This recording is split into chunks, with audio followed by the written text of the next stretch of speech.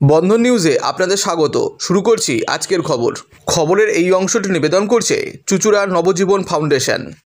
হুগলির পান্ডুয়ায় বোমা বিস্ফোরণ কাণ্ডে এনআইএ তদন্ত দাবি করলেন লকেট চ্যাটার্জি। পান্ডুয়ার অভিষেক ব্যানার্জি জনসভা দিনই বোমা বিস্ফোরণ। এই বোমা বিস্ফোরণের ঘটনায় নিহত এক বালক আর 2 জন বালক চুঁচুড়া হাসপাতালে চিকিৎসাধীন। এদের মধ্যে একজন বালককে কলকাতা হাসপাতালে স্থানান্তরিত করা হয়েছে। নেতাজি পল্লী এলাকায় ওই 3 বালক ঘরের কাছে জলাশয়ের পাশে খেলছিল। এই সময় বোমা বিস্ফোরণের ঘটনা ঘটে। স্থানীয়রা তড়িঘড়ি রক্তাক্ত অবস্থায় 3 জন বালককে পান্ডুয়া গ্রামীণ হাসপাতালে নিয়ে গেলে রাজ বিশ্বাস নামে এক বালককে চিকিৎসকরা মৃত বলে ঘোষণা করেন। খবর পেয়ে ঘটনাস্থলে যান হুগলি লোকসভা বিজেপি প্রার্থী লকেট চ্যাটার্জি। সেখানে আহতদের বাড়ির পাশে দাঁড়িয়ে অবস্থান বিক্ষোভ করেন তিনি। এরপর চুঁচুড়া হাসপাতালে আসেন আহত বালকদের দেখতে। বিস্ফোরণের ঘটনায় আহত বালককে দেখে তার পরিবারের পাশে থাকার আশ্বাস দিলেন লকেট চ্যাটার্জি। পাশাপাশি হাসপাতালে এমার্জেন্সি থেকে বেরিয়ে সাংবাদিকদের প্রশ্নের উত্তরে তৃণমূলের বিরুদ্ধে তোপ দিয়ে এই ঘটনার জন্য এনআইএ তদন্তের দাবি করলেন লকেট চ্যাটার্জি।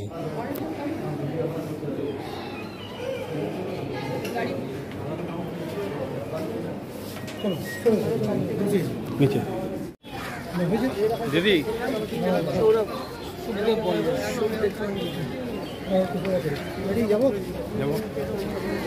দিদি আজকে এরকম হুগলির বুকে আবার ভারতের স্তূপে শিশু মৃত্যু, কি বলবেন? ভয়ঙ্কর ভয়ঙ্কর জিনিস হয়েছে যা হচ্ছে। আমি ঘটনাস্থলে ছিলাম, এখানে এসেছি।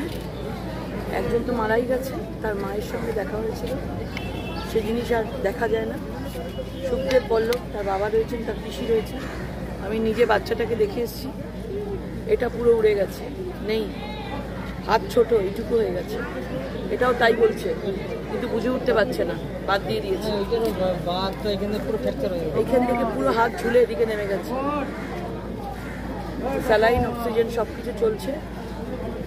আমি দেখেছি, কথা বলতে পারছে অল্প অল্প করে, দেখে না, কিছু বলার নেই। ডাক্তার পুরোপুরিভাবে বলেছে ফুল যেন চিকিৎসা হয়। ওদের অবস্থা ভালো না, কোনো টাকার জন্য যেন চিকিৎসা বন্ধ না হয়। দিদি প্রচার চলাকালীন বিরোধী নেত্রী বলেছিলেন আপনাদের যে আপনার অপোনেন্ট যে আমি হুগলিবাসীর পাশে থাকি। আজকে আপনি ছুটে দৌড়েছেন পান্ডুয়াতে, কিন্তু উনি আসেন। আমি ওনাকে কিছু বলতে চাই না, কিন্তু আজকে যার সবার জন্য, অভিষেক বন্দ্যোপাধ্যায় সবার জন্য যেভাবে পুলিশের যেভাবে দেখলাম তড়িঘড়ি করে গ্রামবাসীদের অবরোধ তোলা হলো, যে যুবরাজ আসবে এবং এখানে সভা করবে, বড় বড় ডায়লগ দেবে, তো অত্যন্ত নক্কারজনক। 3টে বাচ্চা, একটা বাচ্চা মারা গেছে, একটা গেছে কলকাতায় রেফার করা হয়েছে, একজন এখানে রয়েছে আইসিইউতে। বাঁচবে কিনা ঠিক নেই।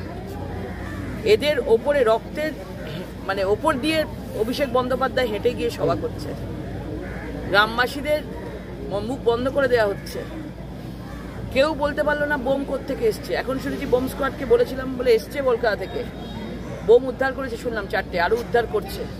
যে জায়গায় হয়েছে আমি ওই জায়গায় গেছিলাম, তো যখন লোক বসে আছে ওইখানেই কিন্তু বোম ছিল। 4টায় ঘটনা ঘটেছে, আমি ওখান থেকে বেরিয়েছি দুপুর 2টোয়। এখন গিয়ে বোম উদ্ধার হচ্ছে। তো আপনারা বুঝতে পারছেন পুরো এই হুগলি পুরো বারুদের স্তূপের ওপর দাঁড়িয়ে আছে। দিদি 1 মাস আগে ইলেকশন কমিশন জানিয়েছিল কত বোম উদ্ধার হয়েছে বাংলায়। আজকে এই ধরনের ঘটনাগুলো তাহলে বলে বাংলাকে বলেছিলেন যে সিজ করা হবে, সব সিজ করা হবে। বোমের তো হেডকোয়ার্টার বানিয়ে ফেলেছে, মানে বাংলা কি বারুদের স্তূপের উপর দাঁড়িয়ে আছে। বোমের বারুদের হেডকোয়ার্টার বানিয়ে ফেলেছে হুগলিকে, ভেবে দেখুন আপনারা। দিদি বিরোধী দলনেতা কিন্তু আগেও সরব হয়েছিল বারুদের উপর বাংলা দাঁড়িয়ে রয়েছে, সেটা কি আমার আজকে প্রমাণিত হলো? আজকে প্রমাণিত হলো। আমি তো কিছু ভাবতেই পারছি না। বড় বড় ডায়লগ মারছেন উনি, অভিষেক বন্দ্যোপাধ্যায় এসে ডায়লগ দিচ্ছে আর মার কাঁদছে, নারী ভুড়ি বেরিয়ে গেছে, একটা বাচ্চার হাতে কবজি উড়ে গেছে, আর উনি ডায়লগ মারতে গেছেন লক্ষ্মীর ভান্ডার বলে। ভেবে দেখুন যে কতটা একটা ফলস একটা লোক, একটা চিটিংবাজ লোক একটা এরা, যে এ ধরনের মানুষকে কি ধামাচাপা দিচ্ছে ডায়লগবাজি করে। পাশে নেই কেউ। আজকে মানুষ, আমরা সবাই গিয়ে পাশে আছি, গ্রামবাসী পাশে আছে। রাস্তা অবরোধ করেছে বলে উঠিয়ে দেওয়া হচ্ছে, কারণ অভিষেক বন্দ্যোপাধ্যায়ের সভা আছে বলে। জবাব দেওয়া হবে। তিনি পরিবারও চাইছে আপনার কাছে, তখন আর্জি করেছে যে পূর্ণ তদন্ত হোক, আপনি আশ্বাস দিয়েছেন। কি চাইবেন? আমরা এনআইএ চেয়েছি। এই পুলিশের ওপর ভরসা নেই, এই পুলিশের ওপর ভরসা নেই। যেখানে পুলিশ পাওয়া যায় না, অভিষেক বন্দ্যোপাধ্যায় সবার জন্য সব রাজ্য পুলিশ একসাথে এখানে চলে এসছে, কারণ যুবরাজের সভা আছে। সবাই যদি সবার পেছনে দৌড়বে তাহলে এর বিচারটা কে করবে? এদের কোনো ভরসা নেই। এটা তৃণমূলের পার্টির ক্যাডারের মতো কাজ করছে পুলিশ। এনআইএ তদন্ত না হলে বোঝা যাবে না। প্রত্যেকটাকে গ্রেপ্তার করতে হবে, যারা এই ধরনের বোম এখানে সাপ্লাই করলো, কে গ্রেপ্তার হবে। दीदी इस घटना के दीदी इस घटना के बारे যারা এইগুলোর ওপর দিয়ে, রক্তের ওপর দিয়ে হেঁটে হেঁটে গিয়ে বান্ডুয়াতে সভা করছে, আমি তাদের সাহসটা ভাবছি, তারা কত বড় মিথ্যাবাদী। উচিত অভিযুক্তদের গ্রেপ্তার করা উচিত, কি বলবেন? সব কিছু তো ওই প্রশ্ন করছে, ওই উত্তর দিয়ে দিচ্ছে, আমি আর কি বলবো বলুন তো? ওরই প্রশ্ন, ওই আবার উত্তরে দিয়ে দিচ্ছে, সেটা তো ঠিক কথা। কিন্তু যার বাড়িতেই ঘটনা ঘটেছে তাদের জন্য তো আমি নিশ্চয়ই সমবেদনা জানাচ্ছি। ভীষণ দুঃখজনক একটি ঘটনা, এবং যার হয় সেই বোঝে। যার বাড়িতে ঘটেছে কোনো ধরনের ঘটনা, সেই বুঝতে পারছি তার কত বড় একটা ক্ষতি হয়ে গেছে।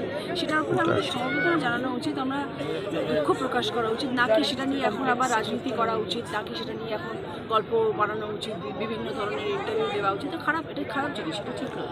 আপনি কি যাবেন এই আপনার যে সভাস্থল হয়েছে সেখান থেকে 1.5 কিলোমিটার? সকাল থেকে আমি আজকে দুনিয়াকালিতে প্রচার করছিলাম, সেখান থেকে আজকে অভিষেকের সভা ছিল বলে এখানে আসতে হলো। তো আমি নিশ্চয়ই যাবো, আমার দেখা করার উচিত এবং যাবো নিশ্চয়ই।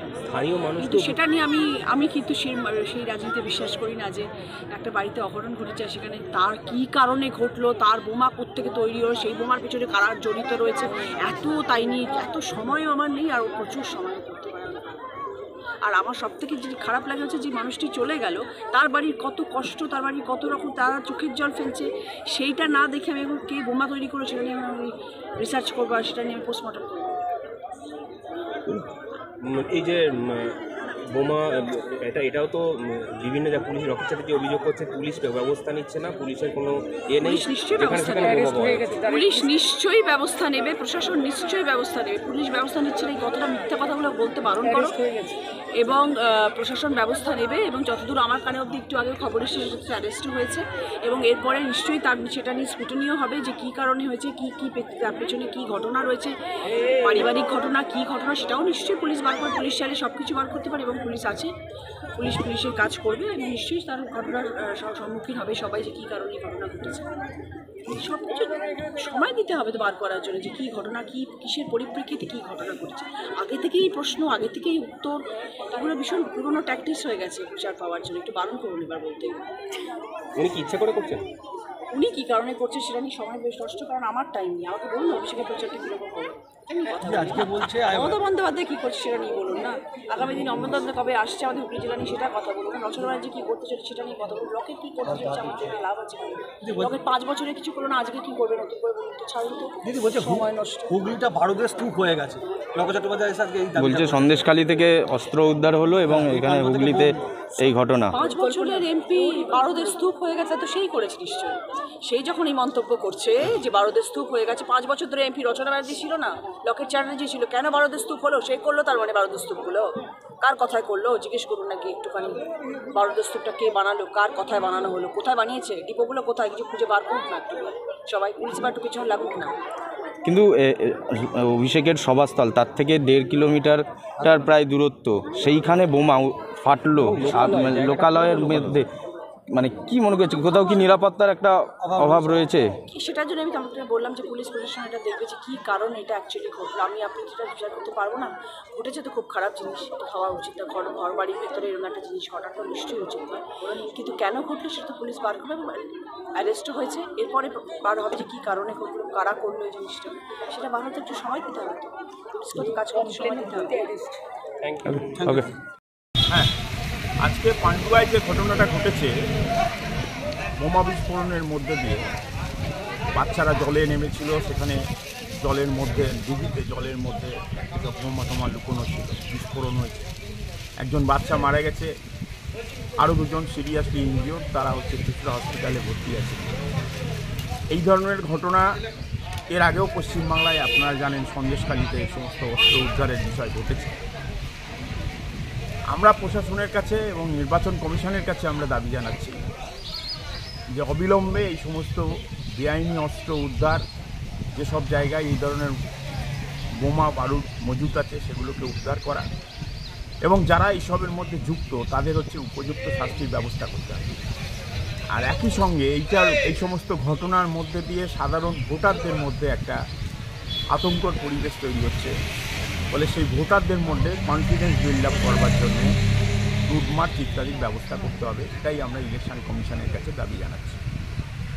মাদকাসক্ত যুবকদের জীবনের মূল স্রোতে ফিরিয়ে আনছে চুঁচুড়া নবজীবন ফাউন্ডেশন। আজ থেকে 7 বছর আগে পথ চলা শুরু হয়েছিল এই সংস্থার। হুগলি জেলা থেকে শুরু হয়েছিল নবজীবন ফাউন্ডেশনের কাজ। আজ গোটা উত্তর পূর্ব ভারতে ছড়িয়ে পড়েছে তার ব্যাপ্তি। জেলা ও রাজ্যের হাজার হাজার মাদকাসক্ত যুবকদের মানসিক ও শারীরিক চিকিৎসার মধ্যে দিয়ে সুস্থ জীবনের পথে ফিরিয়ে আনছে নবজীবন ফাউন্ডেশন। কি করে এই সংস্থাকে তিল তিল করে গড়ে তুলছেন বন্ধন নিউজ এর ক্যামেরার সামনে, সে কথা বললেন সংস্থার কর্ণধার চন্দন দাস। দেখি ওটার মধ্যে কি আছে, বা পাড়ার বড় দাদারা করছে, আমিও একটুখানি করি, ফিলিংসটা কি সেটা দেখতে যাই। এবং একটা সার্টেন টাইমের পর কি হয়, সেটা ফ্রিকোয়েন্সিটা তখন অনেক বেশি থাকে, গ্যাপ থাকে যখন শুরু করে। পরবর্তীকালে যখন নির্ভরশীল হয়ে পড়ে সেই একটা সাবস্টেন্সের উপর, তখন সেটা থেকে বেরোনোর জন্য সে নানা রকম চেষ্টা করে, কিন্তু তার ওয়ে আউটটা জানা নেই যে কোন রাস্তা দিয়ে গেলে নেশা থেকেও বিরত থেকে সুস্থ স্বাভাবিক জীবনযাপন করা যায়। তো আমি ভাবলাম যে শুধুমাত্র আমি সুস্থ স্বাভাবিক জীবনযাপন করলাম, আমার জীবনের সার্বিক উন্নতি হলো, বা আমার যেসব এম বা আমি জীবনে যে জিনিসগুলো করতে পারিনি সেগুলো আমি ফুলফিল করলাম, তাহলে তো শুধু আমার কথাই ভাবা হলো। তাহলে আমি এরকম কিছু কাজ করি যাতে আমার মতো আরও 5 জন আমার দ্বারা উপকৃত হয়, এবং একটা সার্টেন টাইমের পর যখন মানুষ চায় যে ফিরতে, অথচ তার কাছে রাস্তা থাকে না, তখন এই একটা WHO ওয়ার্ল্ড হেলথ অর্গানাইজেশন একটা প্রসিডিওর বার করেছে। গরম পানীয়র জন্য বিশ্বমানের flask, micro oven, mixer grinder, induction সহ আধুনিক রান্নাঘরের সামগ্রী উৎপাদন সারা বিশ্বে আলোড়ন সৃষ্টি করেছে বড়সিল। পাশাপাশি বিশ্বমানের সোলার গ্লাস, যা সোলার সিস্টেমের অন্যতম সামগ্রী তৈরি করে, সারা বিশ্বে নজির গড়েছে বড়সিল। দেশের বাজারে পাশাপাশি বিশ্ববাজারেও সব প্রতিযোগী কোম্পানিকে পিছনে ফেলে এগিয়ে চলেছে ভারতের বড়সিল। রাজস্থানের বড়সিল কারখানায় 1200 মহিলার কর্মসংস্থান হয়েছে। প্রতিদিন রাজস্থানের প্রত্যন্ত গ্রাম থেকে ওই মহিলাদের গাড়ি করে কারখানায় নিয়ে আসে কারখানা কর্তৃপক্ষ। তারা বড়সিলের বিশ্বমানের প্লেটের ডিজাইনে কাজ করে। দিনের শেষে তাদের গাড়ি করে বাড়ি ফিরিয়ে দেয় কারখানা কর্তৃপক্ষ। কর্মসংস্থানের এই বেনজির দৃষ্টান্তের জন্য বড়সিল কোম্পানিকে কুর্নিশ জানায় ভারতবাসী।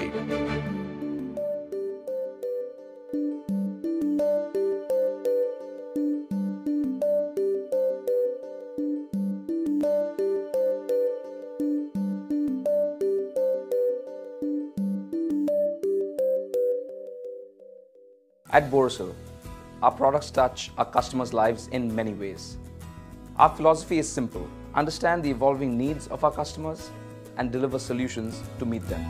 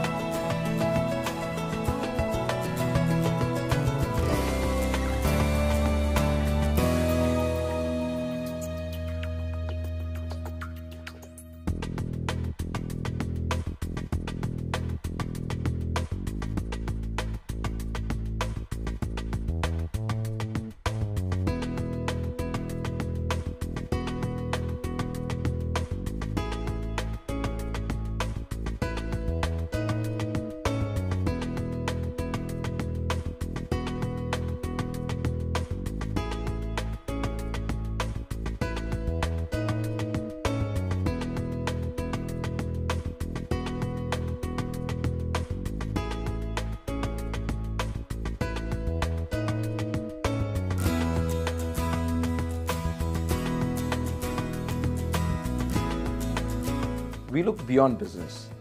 We promote green energy as well as provide healthcare and education for the underprivileged. In fact, this has been our heritage at Borosil.